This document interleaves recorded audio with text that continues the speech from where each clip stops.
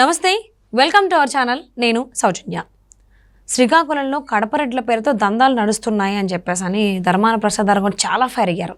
ఇది ఎలా ఉంది అంటే తన దాకా వస్తే కానీ నొప్పి తెలియదు అన్నట్లుగా ఆ స్థలం ధర్మాన ప్రసాదరావు గారు అవ్వడం. సో ఆయన బీప్ పదాలు బాగా యూజ్ చేయడం, అక్కడ తంతాను ఇక్కడ తంతాను అని. సో దీనిపైన స్థానికులు కావచ్చు, టీడీపీ నాయకులు కావచ్చు కామెంట్ చేస్తున్నారు. ఇది ఆయన స్థలం కాబట్టి నొప్పి తెలిసిందా, ఇంతకుముందు చాలామంది జరిగాయి కదా భూ కబ్జాలు, అప్పుడు ఎందుకు ధర్మాన ప్రసాదరావు ఈ రకంగా మాట్లాడలేదు అన్నట్టు. మరి ఈ అంశాన్ని ఏ విధంగా చూడాలి ఏంటి అని చెప్పేసి అని మనతో ఆయన విశ్లేషణని పంచుకోవడానికి ఈరోజు మనతో పాటు ఉన్నారు సీనియర్ జర్నలిస్ట్ జగదే ఉన్నారు. వారితో మాట్లాడదాం. నమస్తే అండి. నమస్తే అండి. ధర్మాన ప్రసాదరావు గారు చేసినటువంటి కామెంట్స్ ఏవైతే ఉన్నాయో శ్రీకాకుళంలో జరిగిన భూ కబ్జాలకు సంబంధించి ఇంతకుముందు చాలా జరిగాయి. ఎంతమంది అంటే స్థానికులు కావచ్చు, కామన్ పీపుల్ భూ కబ్జాలు జరుగుతున్నాయన్నప్పుడు నేను ఎటువంటి రియాక్షన్ ఇవ్వలేదు. కానీ ఇప్పుడు ఆయన స్థలం కబ్జా అయినట్టుంది, దానివల్ల చాలా ఫైర్ అవుతున్నారు. ఆ పదాలు ఎలా ఉన్నాయంటే అవన్నీ బీప్ పదాలు అనమాట. మనం నార్మల్గా కూడా చెప్పుకునేటువంటి పదాలు కాదు. సో దీనిపైన స్థానికులు కావచ్చు, టీడీపీ నాయకులు కావచ్చు, వీళ్ళందరూ అంటే ఇది ఆయన స్థలం కాబట్టి ఇంత నొప్పి తెలుస్తోందా, మరి ఇంతకుముందు మా అందరివి జరిగినప్పుడు ఎందుకు ఇలాంటి మాటలు మాట్లాడలేదు అన్నట్టుగా అంటున్నారు. దీన్ని ఏ విధంగా చూడాలి అంటారు? మరి ప్రభుత్వం, వైసీపీ ప్రభుత్వం వచ్చిన తర్వాత నుంచి కూడా పథకాల పేరుతో అందరికీ ఇస్తున్నారు కదా, ప్రతి ఒక్కరికి. అంటే అందరికి ఆటో డ్రైవర్లు అంటున్నారు, కొంతమందికి పాస్టర్లకు కూడా ఇచ్చారంటున్నారు. ఆ పెన్షన్లు, అమ్మ ఒడని, నాన్న ఒడని, ఏదో రకరకాలుగా అంటే ఇవ్వచ్చు, తప్పే ఉంది. అంటే ఒక విధంగా దీంట్లో రెండు రకాల వెర్షన్స్ ఉన్నాయి. ఒకటి బాగా మనుషుల్ని సోమరిపోతులుగా తయారు చేస్తున్నారని ఒక వాదం ఉంది. ఇంకోవైపు ఇస్తే తప్పు ఏంటంటే పేదవాడిని పేదవాడిగానే ఉంచేయాలా, ఎట్లా వీటితోనే బతకాలా అనే కూడా ఉంది. ఇంకొంతమంది ఇప్పటికీ తీసుకుంటూనే వ్యతిరేకతతోనో మరి ఇంకో విషయాలతోనో ఏదో మాకు 100 రూపాయలు ఇస్తున్నారు, 1000 రూపాయలు మా మీద దుబ్బేస్తున్నారు అన్నట్టుగా మాట్లాడుతున్నారు. ఇటువంటి పదాలతోనే మాకు దానివల్ల చాలా ఇబ్బందులు అవుతున్నాయి, మమ్మల్ని బతకనివ్వండి, బతకనేర్పండి అని కూడా అడుగుతున్నారు. సో ఆ అంశాలన్నిటికి సంబంధించి ప్రభుత్వం చాలా వరకు తాకట్టు కూడా పెట్టేసింది.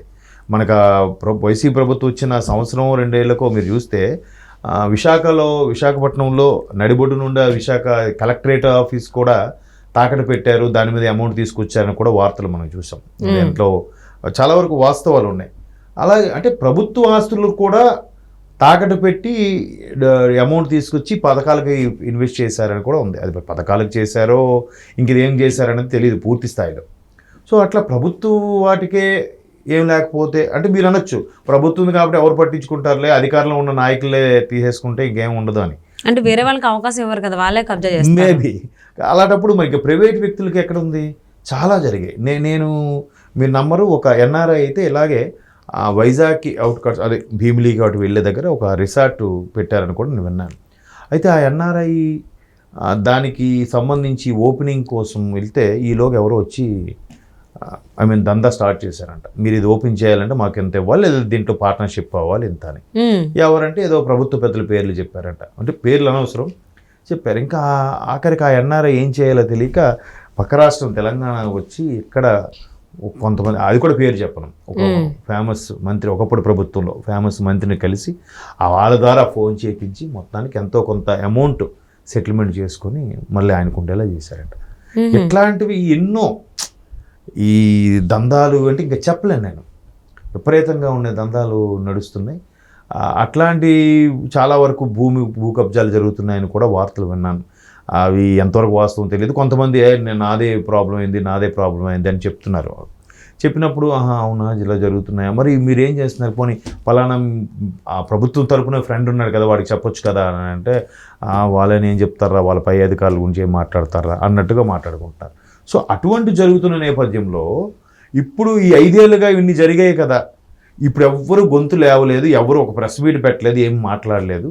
కనీసం అయ్యా మాకు ఈ అన్యాయం జరిగిందని వెళ్తే కనీసం వీళ్ళ తరపున మాటలు కూడా మాట్లాడలేదే. ఇప్పుడు వీళ్ళ సొంత భూమి ఇది అయ్యేసరికి ఇప్పుడు నొప్పి తెలిసి వచ్చిందా అన్నట్టు మాట్లాడుతున్నారు. మరోవైపు ఆయనకి టికెట్ కన్ఫర్మ్ అవుతుందో లేదో కూడా తెలియదు. కన్ఫర్మ్ అయితే ఒకలా ఉంటుంది, అవ్వకపోతే ఒకలాగా ఉంటుంది. సో అవ్వదని తెలిసి ఈయన కబ్జా చేశారేమో అన్నట్టు కూడా స్థానికులు మాట్లాడుకుంటున్నారు. అవ్వకపోతే ఇంకేముంది, ఈయనకి ఇంకే అధికారం ఉండదు, ఈయన మనకు ప్రభుత్వం వచ్చినా రేపొద్దున ప్రభుత్వం వచ్చినా మమ్మల్ని ఏమీ చేయలేరు అనే ధైర్యంతో కూడా చెలరేగిపోయేవాళ్ళు, పేటరేగిపోయే వాళ్ళు కూడా ఉన్నారు. అంటే ఇప్పుడు ఆయన కడప రెడ్లు అని ఆయన ఇచ్చిన స్టేట్మెంటే, అవును. కదా. ఎక్కడెక్కడ పదజాలం కడపరెడ్ల పేర్లతో అది ఇప్పుడు కాదు, 4 ఏళ్ళ కిందటే అది స్టార్ట్ అయింది. సో ఆయన గవర్నమెంట్ వచ్చిన తర్వాతే కొన్ని పర్టికులర్ ప్రాంతాల నుంచి దిగిపోయారు. ఆల్రెడీ వాళ్ళు ఇక్కడ లోకల్గా రెంటెడ్ హౌస్ తీసుకొని స్టే చేస్తున్నారు. ఎక్కడెక్కడ దందాలు అవన్నీ స్టార్ట్ చేసేసారు. ఇక్కడ వైజాగ్లోనే ఎక్కువ స్థలం ఎక్కువగా కనిపిస్తుంది. అటు అనకాపల్లి నుంచి ఇటు విజయనగరం వరకు, శ్రీకాకుళం వరకు కూడా ఎక్కువ ల్యాండ్లు ఉన్నాయి. ఈ ల్యాండ్ని ఎట్లాగని భూమి రేటు బాగా పెరిగింది అనే దీని మీద ఇప్పుడు బాగా చేశారని కూడా వార్తలు విన్నాం. కొంతమంది లైవ్ ఎగ్జాంపుల్స్ కూడా చెప్పారు. ఇంకొంతమంది బాబు సెటిల్ చేసుకున్నారో బాబు చెప్పిన వాళ్ళు కూడా ఉన్నారు. అంటే నాకు తెలిసిన ఫ్రెండ్స్ బంధువులు అటువంటి వాళ్ళు కూడా. సో ఆ అంశం ఎక్కువ ఎక్కడ నడిచిందంటే నాకు తెలిసినంత వరకు మీకు అనకాపల్లి ఊరు దగ్గర నుంచి వైజాగ్ సిటీలోకి వెళ్ళకుండా ఒక హైవే ఉంటుంది, అటు మళ్ళీ ఆనందపురంకి వెళ్ళేది, పెందుర్తి సబ్బవరం మీదకి వెళ్ళేది. సో ఆ రోడ్ ఏదైతే ఉందో అది హైవేని బైపాస్ చేశారు. ఆ హైవేని ఇప్పుడు మళ్ళీ 6 లైన్ రోడ్ చేసేసారు. దానికి ఆనుకున్న ఇటువైపు అటువైపు ఉండే భూముల్లోనే ఎక్కువగా ఇట్లా కబ్జాలు దందాలు నడిచాయని నేను విన్నాను గతంలో. అంటే అనకాపల్లి నుంచి ఆనందపురం జంక్షన్ అంటారు, అంటే వైజాగ్ సిటీలోంచి వెళ్లకుండా ఉండే లైన్ అనమాట. ఆ లైన్కి ఇరువైపులా ఉండే ల్యాండ్ ఎక్కువ వాల్యూ పెరిగి దాన్ని కబ్జా కొంతమంది ఇట్లా సెటిల్మెంట్లు చేసుకున్నారని విన్నాను. ఇప్పుడు ధర్మాన ప్రసాదరావు గారు అంటే శ్రీకాకుళం, నర్సనపేట సరౌండింగ్స్ చెందిన వ్యక్తి, ఆ నియోజకవర్గాలు. మరి ఆయన ఎక్కడ కబ్జా అయిందో, ఎవరు చేశారో, వాళ్ళకి ఆయనకి ఎంత కోపం రాకపోతే మీరు అన్నట్టు ఆ బీప్ సౌండ్ అటువంటి సంసార పదాలతో మాట్లాడారు అని అంటే, ఒక పక్క ఆయన సొంత భూమి కబ్జా అయిందని, దాంతో పాటుగా ఆయన అనుకున్న విధంగా టికెట్ వస్తుందా రాదేమో అనేటువంటి అసంతృప్తితో ఈ రకంగా ఆయన కోపాన్ని బయట పెట్టారని అనుకోవచ్చా? మరి మేబీ ఆయన అలా బయట పెట్టుండొచ్చు. అవతల వైపు కబ్జా చేసే వ్యక్తులు కూడా అంత ధైర్యం ఎలా వచ్చింది వాళ్ళకి? ప్రభుత్వంలో ఉండే మంత్రి అయ్యింది తెలిసి కూడా, ప్రభుత్వం నడుస్తున్నప్పుడు కూడా అంత ధైర్యం వచ్చిందంటే ఇంకా నెల రోజుల్లో ఎట్లాగూ కడపరెడ్లు కదండి, ఆ మాత్రం ఉండిద్దేమో. ఈ నెల రోజులు ఎలాగూ ప్రభుత్వం అదే పోతుందో ఉంటుందో తెలియదు. ఈయనకి టికెట్ కన్ఫర్మ్, ఒకవేళ రాదని అందరూ అంటున్నారు, రాకపోతే ఈయనకి వాల్యూ లేదు.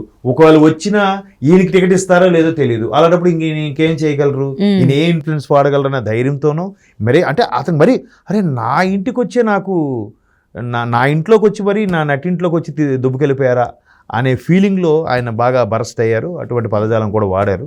సో మరి మంత్రులు, ఆ స్థాయి వ్యక్తులకే రక్షణ లేదు. చంద్రబాబు గారు లాంటి వ్యక్తులకే అర్ధరాత్రి పూట ఎప్పుడో వెళ్ళి అరెస్ట్ చేయడం జరిగాయి. మరి ఇంకా ఎలా ఉంటుందో మనం నో కామెంట్. ఇంకా వాళ్ళ విజ్ఞతకి అంటే ధర్మాన ప్రసాదరావు గారికి ఆల్రెడీ ఒక రకమైన నొప్పి ఉంది టికెట్కి సంబంధించి. ఆ నొప్పికి తోడు ఇంకో నొప్పి తోడైంది భూ కబ్జా ఆయన స్థలం సంబంధించి. సో నొప్పి మీద ఇంకో నొప్పి వచ్చినప్పుడు ఆయన మీద కారం చల్లినట్టుగా, సో నొప్పి ఇంకొంచెం ఎక్కువైతుంది కదా ఇంకో నొప్పి యాడ్ అయినప్పుడు, అది తట్టుకోలేక పాప ఈ రకంగా బీప్ వచ్చేటువంటి పదజాలం వాడారని చెప్పేసి అని అనిపిస్తూ ఉంది. సో అందుకే అన్న ఇంతకుముందు స్టార్టింగ్లో తన దాకా వస్తే కానీ నొప్పి తెలియదు అన్నట్టు, ధర్మాన ప్రసాదరావు గారికి ఆయన భూమి కబ్జా అయితే కానీ భూ కబ్జా అవడం, దాన్ని బాధ ఎలా ఉండిద్ది ఏంటంటే ఇప్పుడు తెలిసి వచ్చింది. పాపం ఆయన భూ కబ్జా ఏదైతే అయ్యిందో సో దాన్ని మళ్ళీ వెనక్కి తెచ్చుకోగలుగుతారా, లేకపోతే ఎవరైతే కబ్జా చేసుకున్నారో వాళ్ళకి ఉండిపోద్దా చూద్దామండి. Thank you so much for spending your valuable time with us, Jagadev garu. Thank you.